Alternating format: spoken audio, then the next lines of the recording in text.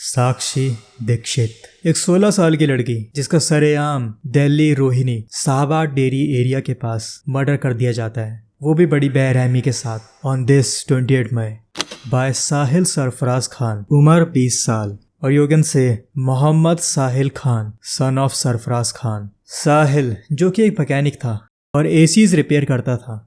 इस इंसिडेंट ने हर किसी को चौंका दिया है। It went viral on internet. Obviously अब तक तुम लोग वो मर्डर वाली वीडियो देख चुके होंगे क्योंकि इंटरनेट पर ऐसी चीजें बहुत जल्दी वायरल होती हैं। सो व्हाट एक्चुअली हैपेंड मैं तुम्हें थोड़ा शॉर्ट में बताऊंगा। जून 2021 में साहिल और साक्षी रिलेशनशिप में आए, यानी जब साक्षी 14 साल की थी। तो अब 2023 में उनके बीच आर्ग्यूमेंट्स रहने लगे। साक्षी की साहिल के साथ नहीं बन रही थी, वो सिर्फ साहिल से ब्रेकअप चाहती थी, या शायद उसने अपनी साइड से कर भी दिया था। और इसी 25 मई को साहिल साक्षी को फोर्स करने लगा उसके साथ पैचअप करने के लिए, और साक्षी साहिल की पैचअप वाली बात पर नहीं मानी, और उसके बाद उन दोनों का झगड़ा कुछ ज्यादा ही बढ़ गया। आजकल की जनरेशन में ये बहुत आम हो चुका है, ब्रेकअप और पैचअप। और उन दोनों का झगड़ा देखकर साक्षी के कुछ फ्रेंड्स ने साहिल को खूब धमकाया और उसे पिटवाने की बात कही। साक्षी की एक फ्रेंड नीतू ने साहिल को डराने के लिए अपने हस्बैंड का नाम लिया, जो कि कभी शायद तिहाड़ जेल में बंद था, कोई होगा लोकल गुंडा। और ये वो पॉइंट था जब साहिल ने डिसाइड कर लिया कि वो साक्षी को मार डालेगा। और शायद साहिल इस मर्डर की प्लानिंग काफी पहले से कर रहा था, क्योंकि उसने मर्डर से करीब 15 दिन पहले हरिद्वार से एक चाकू खरीदा था और उसी चाकू से उसने साक्षी को मारा। एंड मोर देन 20 टाइम्स उसने साक्षी को स्टैब किया। अगर तुम लोगों ने वो मर्डर वाली वीडियो देखी है तो तुम लोगों ने एक वो पल ऐसा देखा होगा जब साहिल ने साक्षी के सर में चाकू मारा। वो चाकू धंस गया उसके सर में, और जब उसने वो चाकू वापस खींचना चाहा तो उस चाकू के साथ साक्षी का पूरा शरीर भी खींच गया।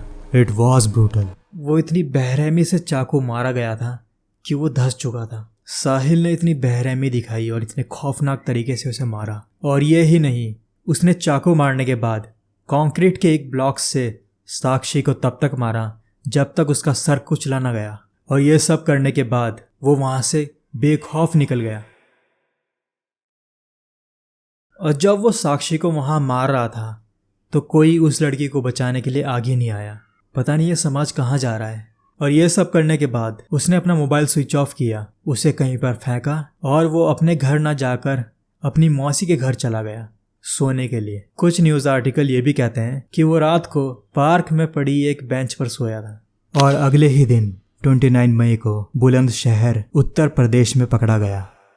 साक्षी के फ्रेंड्स की धमकियों ने साहिल को ट्रिगर्ड कर दिया था। और कुछ न्यूज़ आर्टिकल तो ये भी कहते हैं कि साहिल ने ना सिर्फ साक्षी बल्कि उसके दोस्तों और उसके एक्स बॉयफ्रेंड को मारने तक की प्लानिंग कर ली थी। हाँ, सही सुना, एक्स बॉयफ्रेंड, और उसका नाम है परवीन। और यहाँ तक कि साक्षी ने परवीन के नाम पर टैटू तक अपनी बॉडी पे कराया हुआ था।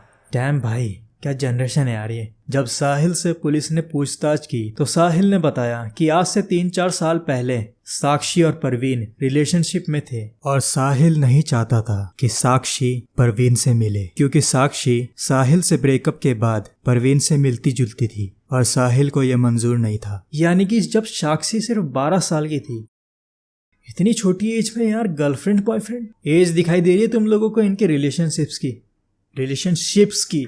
भाई, इनके रिलेशंस के शिप्स उड़ रहे हैं, लिटरली हवाई जहाज उड़ रहे हैं इनके रिलेशंस के। इतनी छोटी एज में यार कैसे एक रिलेशन खत्म हुआ, दूसरे में लग गए। साक्षी या कहीं ना कहीं उस जैसी बाकी लड़कियों की भी यही गलती होती है। ना ही साक्षी के दोस्तों ने उसे समझाया, जबकि उसके दोस्त उससे उम्र में काफी बड़े थे। और साक्षी के पापा ने तो यहाँ तक बोला था कि इन सब चक्रों में मत पड़, अपनी पढ़ाई पर ध्यान दे। लेकिन भाई पता नहीं आजकल के बच्चों में क्या है, कीड़ा है कि भैया गर्लफ्रेंड बॉयफ्रेंड ही होना। इतनी कम उम्र में इंसान को खुद का पूरा कुछ पता नहीं होता, तो तुम किसी दूसरे इंसान को क्या समझोगे। हालांकि साक्षी और साहिल लोअर मिडिल क्लास फैमिली से बिलोंग करते थे, और ऐसी सोसाइटीज़ में रिलेशनशिप्स वगैरह बहुत ही आम बात है, पर इसका मतलब ये नहीं कि ये सही एज है। 12, 13, 14, 15 ये उम्र में इनके रिलेशंस चल रहे हैं। और आज की जनरेशन में रिलेशन तो छोड़ो, रेज भी बहुत ज़्यादा है। भले ही वो सूखी हड्डी हो, लेकिन वो इतना भड़केगा, भले ही वो एक थप्पड़ का हो। इन्हें निब्बा निब्बी इसलिए नहीं कहते भाई, इन्हें निब्बा निब्बी कहने के लिए वजह है। ये डेफिनेशन है भाई निब्बा निब्बी की। लेकिन भाई आजकल की जनरेशन के एक पिछवाड़े में एक कीड़ा है। मैं बताता हूँ, वो कीड़ा जब काटता है ना तो इनको चुल मचती है समाज में कूल बनने की। इनको समाज में दिखाना होता है, इनको अपने फ्रेंड्स को दिखाना होता है, उनके सामने कूल बनना होता है बस। आखिर इस जनरेशन का ये हाल क्यों है? कहाँ और क्या गलती हो रही है? ये सन 2000 के बाद की जनरेशन यार खत्म है भाई बिल्कुल। और जो अब पैदा हुई है या होने वाली है उनका तो बहुत बुरा हाल होने वाला है। मैंने अक्सर अपने मम्मी पापा की उम्र के लोगों से ये कहते हुए सुना है, या शायद तुम लोगों ने भी सुना होगा, कि आजकल के जो बच्चे हैं वो काफ़ी एडवांस्ड हैं। ज़रा सी उम्र के 3-4 साल के उम्र के बच्चे ही टीवी और स्मार्टफोन्स चलाते हैं बड़े आराम से। और हमारी उम्र निकल चुकी है, हमें अब तक ये चीज़ें चलानी नहीं आई। ये चीज़ तो तुमने 100% किसी ना किसी से सुनी होगी। अरे भाई बहुत सिंपल सी बात है, आजकल के बच्चों को वो टेक्नोलॉजी, वो चीज़ें चलाने को मिल रही हैं जो हमारे या तुम्हारे टाइम में तो कभी थी ही नहीं। अब बात करते हैं एडवांस होने की। अब जब आजकल के बच्चों को वो चीज़ें चलाने को मिल रही हैं तो वो तो सीख ही जाएंगे। अगर हमारे टाइम में या तुम्हारे टाइम में वो चीज़ें होती तो हम भी एडवांस होते। एक तो सोशल मीडिया बहुत बड़ा फैक्टर बन जाता है छोटे छोटे बच्चों को इन्फ्लुएंस करने के लिए। तुमने अक्सर ऐसी वीडियोस देखी होंगी यूट्यूब पे या इंस्टाग्राम पे कि जिनमें जरा से बच्चे गर्लफ्रेंड बॉयफ्रेंड बने घूम रहे हैं, या वो अपनी उम्र की लड़कियां पटा रहे होते हैं, या अपनी उस बड़ी उम्र की लड़कियों को भी प्रपोज मार रहे होते हैं। कार्तिक यार तू पागल है। तो यार बोल रही है यार ही बना लेना रियल में। मेरे घर में एक बहू आएगी, वो जो तू है, और इतनी क्यूट सी है तू, ठीक है?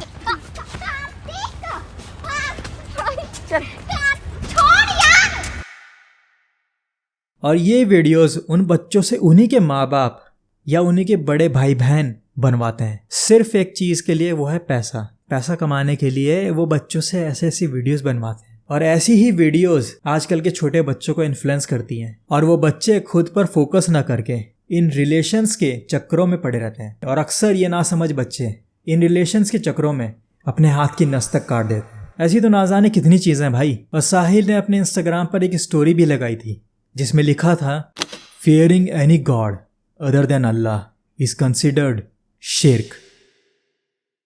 मुझे उर्दू नहीं आती, मुझे शब्द का मतलब नहीं पता, तो तुम लोग इसको गूगल कर लेना, मुझे समझ में नहीं आया। और यहाँ तक कि साक्षी के एक फ्रेंड ने पुलिस को ये बताया कि साक्षी साहिल को एक हिंदू लड़के के तौर पर जानती थी। और तुमने साहिल की अरेस्ट वाली फ़ोटो में उसकी हाथ की कलाई पर एक कलावा देखा होगा। वो कलावा हिंदू धर्म में पहना जाता है।